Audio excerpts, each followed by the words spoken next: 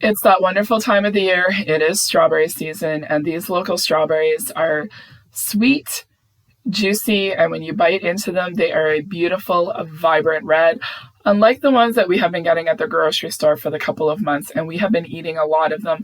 I also decided to freeze a lot of them because we were in a very big heat wave, and now that it has passed, I thought it'd be the perfect time to do a little bit of baking, and we are going to start off with strawberry crisp.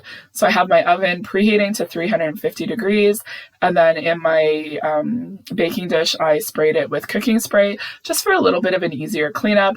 I'm adding 5 heaping cups of fresh strawberries, a quarter of a cup of white sugar, a teaspoon of vanilla extract, and then 3 tablespoons of cornstarch. Whenever I looked at the recipe and I saw 3 tablespoons, I thought it was a lot.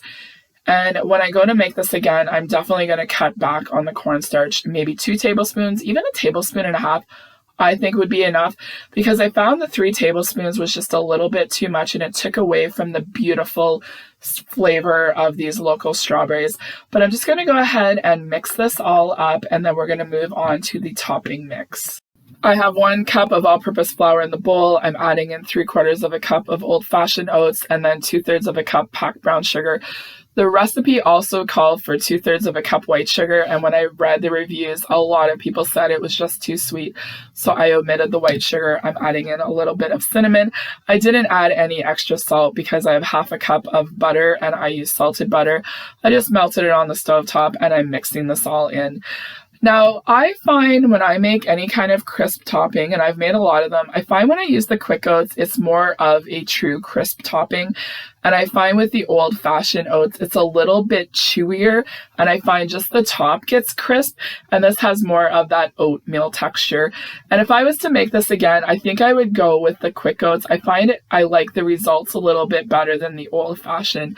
So I went ahead, I put the topping on top, I spread it out evenly, and by this time my oven was preheated to the 350 degrees. I put it in and I baked it for the 40 minutes. And when I pulled it out, the fruit was bubbly, the top was golden brown. I was kind of surprised to see how juicy it was.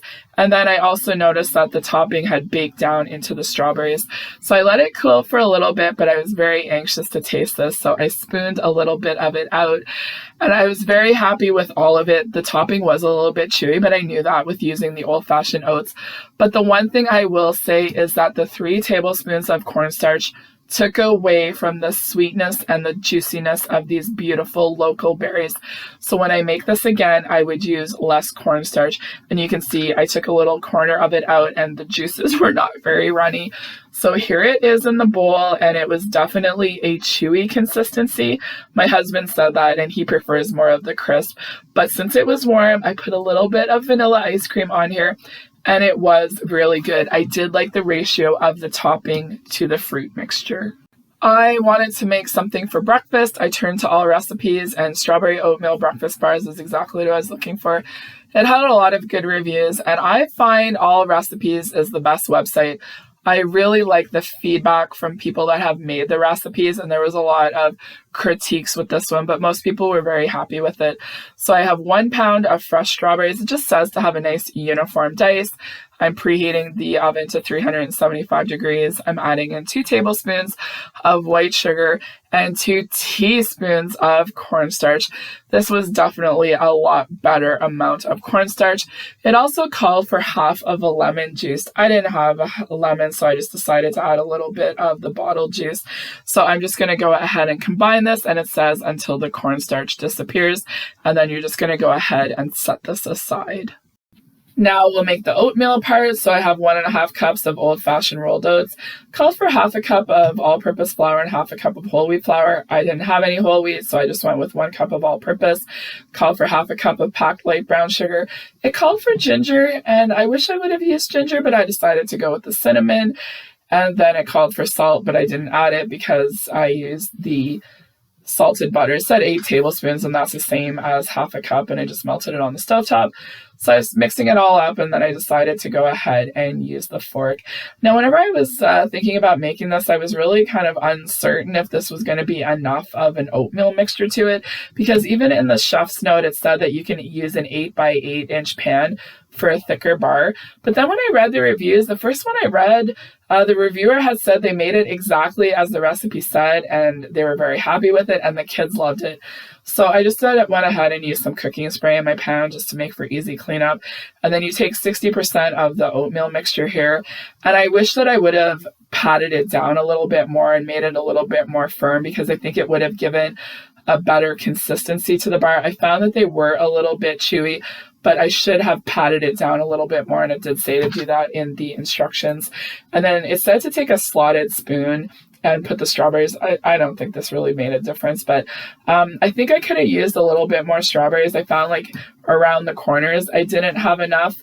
I think a little bit more strawberries would have worked really well, but look at how nice and vibrant and red these are.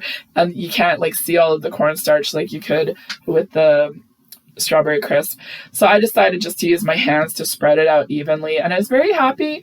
I thought it was a good balance because I knew it would like plump up as I baked it. So I just went ahead and put the oatmeal mixture on, and then I decided to press this down a little bit. And then the oven was preheated to 375 degrees.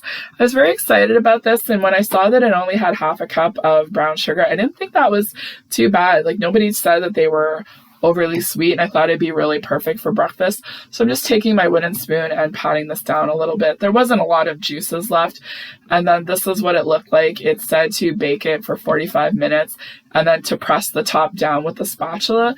So I went ahead and did that, and it said let it cool completely, at least an hour, and then you can cut it into the bar. So I let it sit for a little bit, and I was kind of nervous. I was scared that they were going to be falling apart. It says that it makes 8 bars, so I just kind of eyeballed it. So it came out nice, but I think if I would have like pressed that bottom down a little bit more, it would have been even better. But I was very happy it wasn't falling apart. I found it was a really good consistency. Sorry for the blurriness.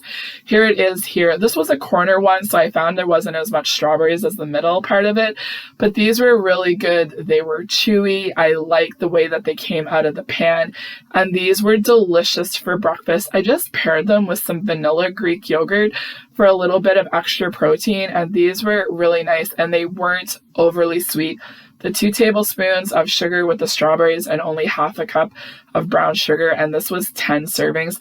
I was very happy with this and will definitely make it again. The last recipe is fresh strawberry buttermilk muffins. I have about 1 1/3 cups of cut up strawberries here. And then in the instructions, it says to get some paper towel, put the strawberries out in a single layer, put a little bit more paper towel on the top, and then just pat them lightly and then let them rest to allow any extra moisture to be absorbed by the paper towels. My oven is preheating to 425 degrees, and then it said take half a cup of butter and melt it and then let it cool for 5 minutes, and that's what I did. And then I'm mixing it with the sugar here in the bowl. It called for 1 cup of sugar, and I decided to use brown sugar. So I'm just going to mix this up until it is well combined, and then you're going to add 2 eggs, and you're going to do it one at a time, and you're going to stir until they are smooth and creamy. I really liked how simple this recipe was. The ingredients, I had everything. And if you don't have buttermilk, you can always take a little bit of milk and put some vinegar in it. If you want to get the proper measurements, you can do a Google search for that. But I make buttermilk pancakes quite often, and I have a feeling that this is a recipe that I am going to be making again. So I added in 3/4 cup of the buttermilk and then 2 teaspoons of the vanilla extract. And then I am just going to stir this again until it is well combined.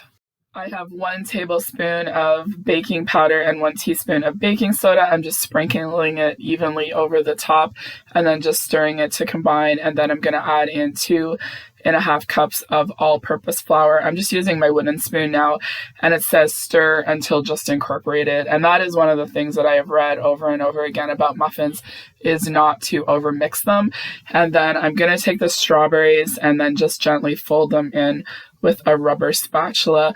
I really wish that I would have used more strawberries and cut them up a little bit smaller, because after the muffins were baked and I cut into them, I found they were kind of all over the place, and I would have liked a little bit more strawberries kind of incorporated in with the mixture.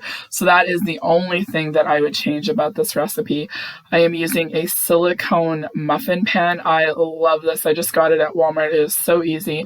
So I'm just going to spread it into 12 muffin cups, and then you can sprinkle it with a little bit of like that coarse sugar, but I don't have any of it, and I didn't really feel like it was necessary. And then you're going to put this into a 425-degree oven for 5 minutes, and then you are going to reduce the heat and bake it for another 12 to 16 minutes. It said I did it for 14 minutes, or you could also just put a toothpick in just to make sure that it is baked all the way through. I wish I would have added like a little bit of cinnamon. I think even ginger would have been good because of what it said in that last recipe that I made.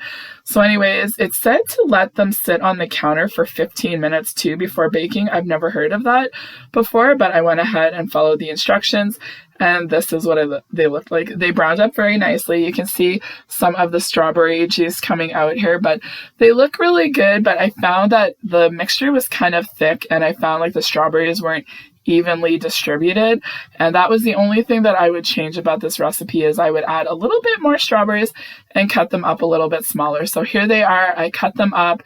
They're not the prettiest looking. Like I said, the strawberries really kind of got mixed in all over the place, but these were delicious. These were just a wonderful muffin. And honestly, I'm going to make these again because I do make buttermilk pancakes quite often, so I always have a little bit of buttermilk left. You could use apples in here, you could use blueberries, you could use raspberries, you could add cinnamon, and just make any kind of muffin. I really like just the basic recipe of the muffin, and I will definitely make these again, and maybe I will change them up with the seasons and do apple or raspberry or blueberries or whatever the fruit is in season. So I really hope that you enjoyed these 3 recipes. It was really nice to get back into the kitchen and enjoy baking in a little bit of a nicer climate.